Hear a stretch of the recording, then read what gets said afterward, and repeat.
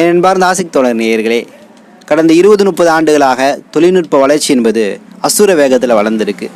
எல்லா துறைகளிலும் இன்னைக்கு தொழில்நுட்ப வளர்ச்சி மிகப்பெரிய தாக்கத்தை ஏற்படுத்திட்டு இருக்கு. அத்தகைய வளர்ச்சி ஆன்மீக துறைகளையும் எதிரொலிச்சிட்ருக்கு அப்படிங்கிறதான் சமீப காலமாக கிடைக்கக்கூடிய செய்தியின் வழியாக நம்மளால் பார்க்க முடியுது. அந்த அடிப்படையில் வரக்கூடிய ஜூன் மாதம், அதாவது ஹஜ்ஜுடைய காலத்தில் சவுதி அரேபியா கூலிங் எஹ்ராம் என்ற அந்த விஷயத்தை அறிமுகப்படுத்த காத்துட்ருக்கு அப்படிங்கிற செய்தி தான் நமக்கு தொடர்ந்து கிடைக்குது. அதை தொடர்ந்து இந்த சம்பவம் தமிழகத்தில் கோயம்புத்தூர்லேயும் நடந்திருக்கு அப்படிங்கிறதான் அடுத்த செய்தியாக இருக்குது. ஸோ இந்த விஷயங்களை குறித்து தான் இந்த காணொலியில் பார்க்க போகிறோம்.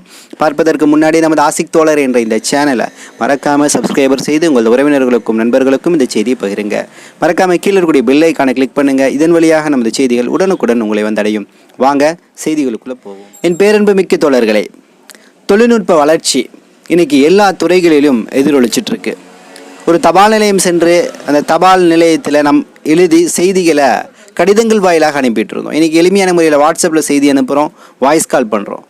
அன்றைய காலகட்டங்களில் உறவுகளோடு பெரிய அளவில் தொடர்பு இருப்பது என்பது ரொம்ப அரிது. நான் சொல்வது ரொம்ப தொலைதூரத்தில் இருக்கக்கூடிய உறவுகளோடு நீங்கள் தொடர்பில் இருப்பது என்பது அரிது. அவங்க நேரில் வந்தால் தான் சந்திக்க முடியும், பேச முடியும். தொழில் சம்பந்தமான விஷயங்களாக இருந்தாலும் நேரில் போய் தான் சந்தித்து பேச முடியும். ஒரு நபர்கிட்ட சொல்லி விட்டால் தான் அந்த செய்தி நமக்கு கிடைக்கும். இன்றைக்கி வீடியோ கால் வந்துருச்சு. கண்டம் விட்டு கண்டனை தாண்டி இருந்தாலும் அவன்கிட்ட பேச முடியும், உறவாட முடியும். என்ற அளவுக்கு இன்றைக்கி தொழில்நுட்ப வளர்ச்சி என்பது அதிவேகமாக வளர்ந்திருக்கு. அந்த அடிப்படையில் பல்வேறு விஷயங்கள் எளிமையாக்கப்பட்டு கொண்டு வருகிறது. அதில் ஒரு பகுதியாகத்தான் இன்றைக்கி சவுதி அரேபியா ஒரு அறிவிப்பு செஞ்சிருந்துச்சு. என்னென்னா, கடந்த 2 மாதங்களுக்கு முன்னாடி இந்த ஹஜ்ஜுக்கு இன்றைக்கி மில்லியன் கணக்கான மக்கள் போயிட்டுருக்காங்க. அன்றைக்கி கப்பல் இருந்துச்சு, சில மக்கள் தான் போயிட்டு இருந்தாங்க, பெரிய அளவில் பொருளாதாரம் இல்லை அப்படிங்கிற மாதிரி பல சூழல்கள் இருந்தால் கூட அன்றைக்கி உம்ராவை தாண்டி ஹஜ்ஜுக்கு மட்டும்தான் குறிப்பிட்ட நபர்கள் போயிட்டு இருந்தாங்க அப்படிங்கிற சூழல் இருந்துச்சு. ஏன்னா கப்பலில் பயணிக்கணும் என்பது தாண்டி அந்த செய்திகளை என்ன சொல்லுவாங்கன்னா, போயிட்டு வந்த அந்த செய்தி இருக்குல்ல, அந்த செய்தி ஒரு கதையாக உட்காந்து கேட்பாங்க எப்படி நடந்துச்சுன்னு சொல்லிட்டு, அந்த போயிட்டு வந்த அனுபவங்களை குறித்து. ஆனால் இன்றைக்கி அனுபவங்களை சொல்கிறத தாண்டி வீடியோ காட்சிகளாகவே நமக்கு கிடைக்குது. மக்கா மதீனான்னு சொல்லிட்டு ஏகப்பட்ட ரீல்ஸ் இன்றைக்கி வந்துட்டுருக்கு. அது எல்லாமே நம்ம லைவ்லியாக பார்க்குறோம். அன்றைக்கி நம்ம காபா அப்படிங்கிற விஷயத்தை நீங்கள் எதில் பார்த்துருப்பீங்க? அதிகபட்சம் உங்கள் முசல்லாவில் பார்த்துருப்பீங்க, உங்கள் கேலண்டரில் பார்த்துருப்பீங்க. ஆனால் இன்றைக்கி உம்ரா எளிமையான முறையில் செல்ல முடியுது. பல அடிப்படையில் கூப்பிட்டு போகிறாங்க. இவ்வளோ எளிமையாக்கப்பட்ட இந்த காலகட்டங்களில் இந்த எஹ்ராம் என்று சொல்லக்கூடிய ஆடை இன்றைக்கும் மிகப்பெரிய அளவில் அது சொட்டிங்காக இருக்குது. இங்கே பெரிய அளவில் சவுதியில் வெப்பநிலை இருக்கிறதுனால அந்த எஹ்ராம் ஆடை ரொம்ப துர்நாற்றம் அடிக்க ஆரம்பிச்சுங்கிற பல விஷயங்கள் இருக்குது. அப்போ இந்த எஹ்ராம் ஆடை இன்றைக்கி மில்லியன் கணக்கான மக்கள், நான் சொன்ன எளிமையான முறையில் இன்றைக்கி மக்காவுக்கும் உம்ராவுக்கும் ஹஜ்ஜுக்கும் போகிறனால இந்த எஹ்ராம் ஆடையில் ஏதாவது மாற்றம் கொண்டு வரணும்னு சொல்லிட்டு தான் சவுதி அரேபியா முயற்சி பண்ணிகிட்டு இருந்துச்சு. அந்த அடிப்படையில் ஒரு 2 மாதங்களுக்கு முன்னாடி ஒரு செய்தி வெளியிட்டிருந்துச்சு. கூலிங் எஹ்ராம் என்று சொல்லக்கூடிய அந்த எஹ்ராமை நாங்கள் அறிமுகப்படுத்துகிறோம்னு சொல்லியிருந்துச்சு.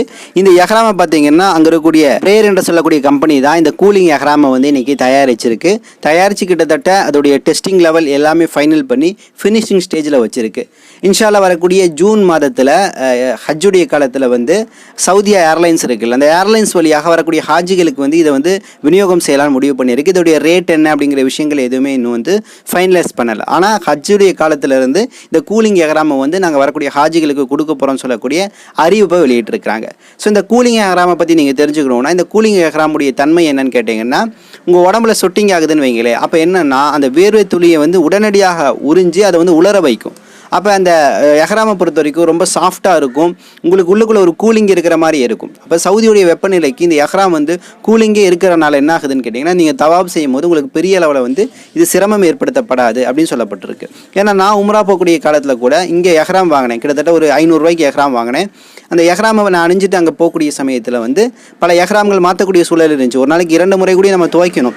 ஏன்னா உள்ளே போகிறோம் பார்த்தீங்களா, உள்ளே போகும்போது நம்ம தவாபு செய்யும் போது ஆகட்டும், அதே போல் நம்ம ஹஜ்ஜுல் அஸ்வத் கல்லை தொட முயற்சி பண்ணுறோம், அதே போல் ருக்குனுல் யமானை தொட முயற்சி பண்ணுறோம், காபாவை தொட முயற்சி பண்ணுறோம். இது போன்ற விஷயங்கள் நம்ம ஈடுபடும் போது அங்கே கூட்ட நெரிசலின் காரணமாக சொட்டிங் அதிகமாகும், வேர்வை துளி அதிகமாகும். இப்போ எஹ்ராம்லேருந்து ஒரு துர்நாற்றம் என்பது அடிக்கும். நம்மளது மட்டும் கிடையாது, நம்ம சுற்றி இருக்கக்கூடியவர்கள் மத்தியில் கூட அந்த துர்நாற்றம் என்பது எஹ்ராம் நிலையிலேருந்து நமக்கு எடுக்கும். அப்போ இந்த நிலை இருக்குது பார்த்தீங்களா, இந்த சூடு, இதோட உச்சக்கட்டம் என்னன்னு கேட்டிங்கன்னா, ஜும்மாவுடைய தினத்தன்னைக்கு நான் 4வது சஃப்ல அமர்ந்திருக்கேன். சூரிய ஒளி ரொம்ப காட்டமாக இருக்குது. எஹ்ராம் அப்படியே நெத்திலேருந்து சொட்டிங் ஆகி எஹ்ராமில் பட்டு இந்த எஹ்ராம் என்ன ஆகுது, லைட்டாக எரிய ஆரம்பிச்சிருச்சு உடம்பு. ஸோ இதெல்லாம் நம்ம என்ன சொல்கிறதுனா அசௌகரியம் சொல்கிறதுக்காண்டி இவ்வளவு ஆண்டுகளாக இதெல்லாம் ஒரு பொருட்டு இல்லை, நம்ம எந்த நோக்கத்துக்கு வந்திருக்கோமோ அதை செய்யணும் அப்படிங்கிற நிலையில தான் எல்லா ஹாஜிமார்களும் தங்களது அமல்களை செஞ்சுட்டு இருந்தாங்க. ஆனால் இதில் ஒரு இன்னோவேஷன் வேணும், புத்தாக்கம் வேணுங்கிறதுக்காக தான் இன்றைக்கி கூலிங் எஹ்ராம் கொண்டு வந்திருக்காங்க. இந்த கூலிங் எஹ்ராமை பொறுத்த வரைக்கும் உங்கள் வேர்வை துளியை உடனடியாக உறிஞ்சி அதை உலர வைக்கும். உங்கள் எஹ்ராம்லேருந்து அந்த துர்நாற்றம் அடிக்காது, உள்ள கூலிங் இருந்துகிட்டே இருக்கும். கூலிங் எஹ்ராம் முன்னாடி எல்லோரும் நினச்சிட்டாங்க உள்ளே ஐஸ் கட்டி வச்சுருப்பாங்க, உள்ளுக்குள்ளே ஃப்ரிட்ஜ் மாதிரி ஏதாவது செட்டப் இருக்கும் அப்படிங்கிற மாதிரி மின்னணு சாதனங்கள் அடிப்படையில் தான் செய்ய முடியும்னு நினச்சிட்டு இருந்தாங்க. ஆனால் அப்படி கிடையாது. ஃபேப்ரிக் துணியை வந்து அந்தளவு ரொம்ப குவாலிட்டியாகவும் ரொம்ப சாஃப்டாகவும் அந்த வேர்வை துளியை உறிஞ்சக்கூடிய அளவுக்கு கொடுத்தாலே அது போதுமானது அப்படிங்கிற அளவுக்கு தான் சவுதி வந்து முடிவு பண்ணியிருந்துச்சு போல். ஸோ அது அடிப்படையில் தான் இன்றைக்கி கூலிங் எஹ்ராம் அறிமுகப்படுத்தியிருக்கிறாங்க. இது வந்து ஆண்களுக்கு தான் எஹ்ராம் உங்களுக்கு தெரியும். பெண்களை பொறுத்த வரைக்கும் பருதா தான் போட முடியும். அவங்களுடைய ஆடை அவங்களுடைய புர்கா மட்டும்தான் அவங்களுக்கு எஹ்ராமாக காணப்படுது. ஸோ இந்த எஹ்ராமை வந்து நான் சொன்ன மாதிரி ஹஜ்ஜுடைய காலத்தில் அறிமுகப்படுத்த போகுது. இந்த சூழலில் தான் 2 தினங்களுக்கு முன்னாடி கோயம்புத்தூரில் இருக்கக்கூடிய ஒரு அன்பு சகோதரர் நியத் அப்படிங்கிற ஒரு நிறுவனத்தை ஒரு பேரில் வந்து எஹ்ராம் ஆடை அறிமுகப்படுத்தியிருக்கிறாரு. இதே செட்டப் சவுதி என்ன சொல்லிச்சோ அதே போல் அந்த கூலிங் எஹ்ராம் செட்டப்பில் தயாரித்து இன்றைக்கி வந்து அதை டெஸ்டிங் பண்ணி கிட்டத்தட்ட 26 ப்ராடக்ட் ரெடி பண்ணி 27வது ப்ராடக்டாக தான் சக்ஸஸ் பண்ணியிருக்கிறாங்க. பண்ணி இதை வந்து இன்றைக்கி அறிமுகப்படுத்தியிருக்காங்க. ஒரு நல்ல சேல்ஸ் ஆகிட்டுருக்குன்னு சொல்லப்படுகிறது.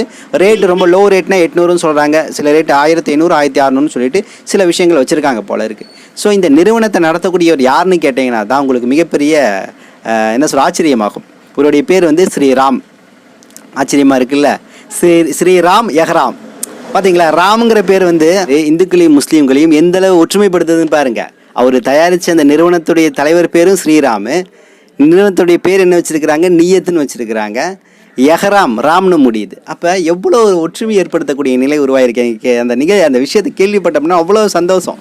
ஏன்னா ஒரு ஹிந்து நபர் எஹ்ராமை தயாரிக்கிறாரு அப்படிங்கும்போது அடிப்படை புரிந்துணர்வு இல்லாமல் தயாரிக்க மாட்டார். ஸோ அவரை பற்றி சொல்லும் போது சவுதி அரேபியாவில் சில இடங்களில் அவர் வேலை பார்த்துருக்கிறாரு அப்படிங்கிற மாதிரி அவர் சொல்கிறாரு. அவருடைய தந்தையுடைய கம்பெனி இது கோயம்புத்தூரில் இருக்குது. ஸோ இந்த கம்பெனியிலேருந்து தான் நியத்துங்கிற பேரில் இதை ரன் பண்ணிகிட்டு இருக்கிறாரு இப்போ. ஸோ இந்த கூலிங் எஹ்ராம் வந்து இன்றைக்கி கோயம்புத்தூர்லேருந்து பல ஊர்களுக்கு வந்து டிஸ்ட்ரிபியூட் ஆகிட்டு இருக்கு அப்படின்னு சொல்லிட்டு அவர் வந்து சில ஊடகங்களில் வந்து அகிலம் சொல்லக்கூடிய ஊடகங்களில் கூட அவர் பதிவு செஞ்சுருந்தார். ஸோ அவரை பற்றி அவர் சொல்லும் போது வந்து இந்த நியத்துங்கிற வார்த்தை அவர் சும்மா எடுக்கலை. நியத்துனா என்ன உங்களுக்கு தெரியும்ல, எண்ணம் அப்படிங்கிறதா நியத்து. நம்ம மனசில் என்ன நினைக்கிறோமோ அதுதான் நியத்து. நல்லது நினச்சோம்னா அந்த நியத்துக்கு கூலி இருக்குது, கெட்டது நினச்சோம்னா அதுக்கு கூடிய தண்டனை இருக்குது. ஸோ இந்த நியத்துங்கிற பேரே அவர் வந்து ரொம்ப சாய்ஸ் பண்ணி எடுத்துருக்கிறாரு. சொல்கிறாரு, இந்த தொழிலுக்கு வந்தது, அதாவது இந்த பணிக்கு வந்ததே, இந்த எஹ்ராம் தயாரிக்கக்கூடிய இந்த விஷயத்தை நான் கையில் எடுத்தது இறைவனுடைய நாட்டம் தான். எங்களுக்கு அந்த எண்ணம் இருந்துச்சு.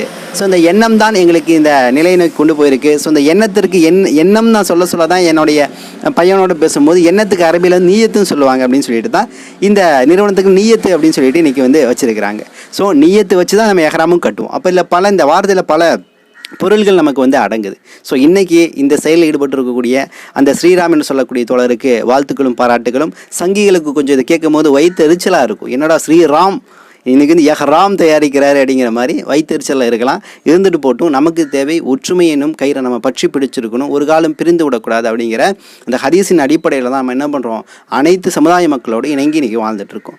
ஸோ இன்றைக்கி எஹ்ராமை நான் சொன்ன மாதிரி பல அடிப்படையில் அதை வந்து புத்தாக்கம் படுத்திகிட்டு இருக்காங்க. ஸோ எஹ்ராம் நபி ஸல்லல்லாஹு அலைஹி வஸல்லம் அவங்க காலகட்டத்தில் எப்படி இருந்துச்சு நம்ம இங்கே பார்க்க கடமைப்பட்டிருக்கின்றோம். நபி ஸல்லல்லாஹு அலைஹி வஸல்லம் அவங்க காலகட்டத்தில் பருத்தி, கம்பளி இது போன்ற விஷயங்களை பயன்படுத்தி என்ன பண்ணியிருக்கிறாங்கன்னா எஹ்ராம் தயாரிச்சிருக்கிறாங்க. கைத்தறி முறையிலாக தயாரிச்சிருக்கிறாங்க. இன்னும் பல அடிப்படையில் வந்து தயாரிச்சிருக்கிறாங்க. ஸோ இப்படி கிடைக்கக்கூடிய இந்த பொருட்களை பயன்படுத்தி எளிமையான முறையில் தயாரிச்சிருக்கிறாங்க. அப்படி தயாரிக்கப்பட்ட அந்த எஹ்ராமை பொறுத்த வரைக்கும் இன்றைக்கி நம்ம சொல்லக்கூடிய அவங்க அந்த எஹ்ராமுடைய அடிப்படையிலேருந்து பார்க்கக்கூடிய அந்த set of rules and regulation தான். எஹ்ராம் துணி என்பது இன்றைக்கி வந்து ஒவ்வொரு உடல் அமைப்பு பொறுத்து அதோடைய அளவு என்பது மாறும்.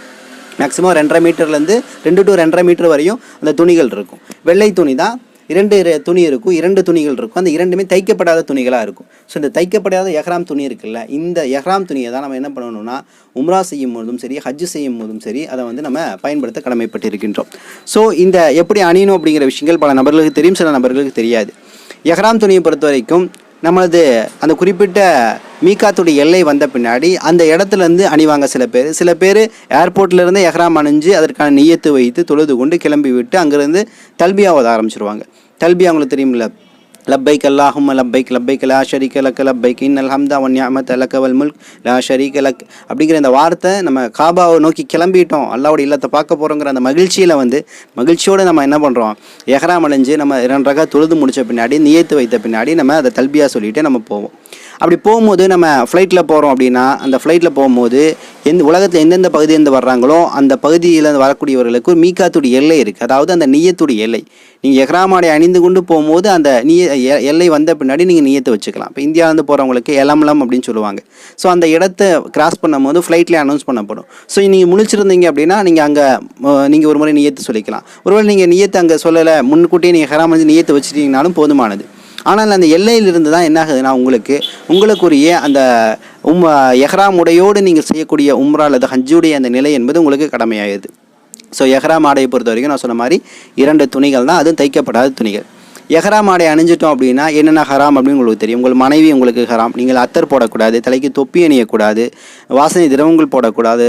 அதே போல் உங்களுக்கு ஃப்ளைட்டில் ஏதாவது டிஷ்யூ பேப்பர் கொடுக்குறாங்க, வாசனை திரவியத்துடன் பயன்படுத்தக்கூடாது.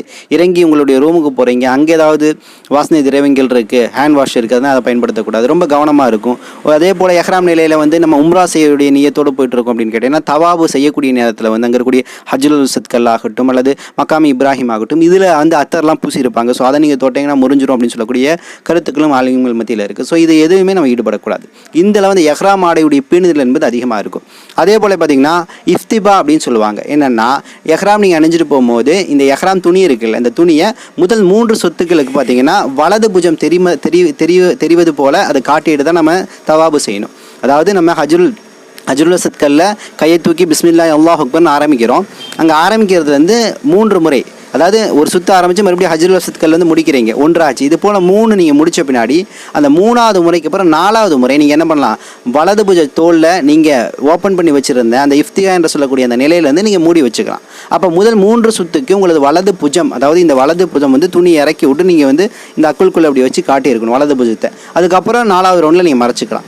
ஸோ இந்த அளவு இந்த எஹ்ராமுடைய ஆடுடைய பேணுதல் என்பது இருக்குது. ஸோ அப்படிப்பட்ட எஹ்ராம் தான் இன்றைக்கி ஒரு முஸ்லீம் அல்லாத தொப்புள்குடி சொந்தம் ஒரு இந்து சகோதரர் இன்றைக்கி அந்த எஹ்ராம் ஆடையை கூலிங் எஹ்ராமை அறிமுகப்படுத்தியிருக்கிறார் அப்படின்னு நம்ம கேட்கும்போது உள்ளளவு மிகப்பெரிய ஒரு சந்தோஷமாக இருக்குது. ஸோ இந்த எஹ்ராம் ஆடையை பொறுத்த வரைக்கும் இன்ஷா அல்லாஹ் நாம் ஒரு பரிசுத்த நிலையிலேருந்து எடுக்கணும். எஹ்ராம்னாலே என்னென்னா பரிசுத்தம், விளக்கப்பட்டல், தடுக்கப்பட்டல் அப்படிங்கிற மாதிரி பல அர்த்தங்கள் இன்றைக்கி அதுக்கு இருக்குது. அல்லாஹ் வரக்கூடிய ஜூன் மாதம் இந்த சவுதி அரேபியா விநியோகிக்கக்கூடிய இந்த கூலிங் எஹ்ராம் எப்படி இருக்குன்னு சொல்லிட்டு அந்த எஹ்ராமை வாங்கி அணியக்கூடிய ஹாஜிகள் கொடுக்கக்கூடிய ஃபீட்பேக்கை பொறுத்து தான் அதோடைய பாசிட்டிவ் நெகட்டிவ் என்ன இருக்குது நம்மளால் தெரிஞ்சுக்க முடியும். சமீபமாக இந்த ஜூன் மாதத்துக்கு முன்னாடி இன்றைக்கி கோயம்புத்தூரில் நான் சொன்ன மாதிரி ஸ்ரீராம் சகோதரர் நியத் என்று சொல்லக்கூடிய அந்த நிறுவனத்தின் வழியாக கொடுக்கக்கூடிய கூலிங் எஹ்ராம் எப்படி இருக்குன்னு சொல்லிட்டு அதை நீங்கள் வாங்கி பயன்படுத்தி இன்ஷா அல்லாஹ் அனுபவித்து உங்களுடைய ரிவ்யூவை போடுங்க. இதெல்லாம் ஒரு இன்னோவேஷன் தான் இன்றைக்கி தேவைப்படுது. ஏன்னா நாளுக்கு நாள் கூட்ட நெரிசல் அதிகமாக இருக்கக்கூடிய சமயத்தில் வெயிலின் தாக்கம் எச்சா இருக்கிறனால எஹ்ராமில் ஒரு சின்ன மாற்றம் வேணும். அந்த எஹ்ராமுடைய துணி என்பது அங்கே செல்லக்கூடிய ஹாஜிகளுக்கு ரொம்ப கம்ஃபர்டபுளாக இருக்கணும் அப்படிங்கிறதுல நவீனம் என்ற பேரில் அதில் எந்த தவறும் கிடையாது அப்படிங்கிறத எனது பார்வையாக இருக்கிறது.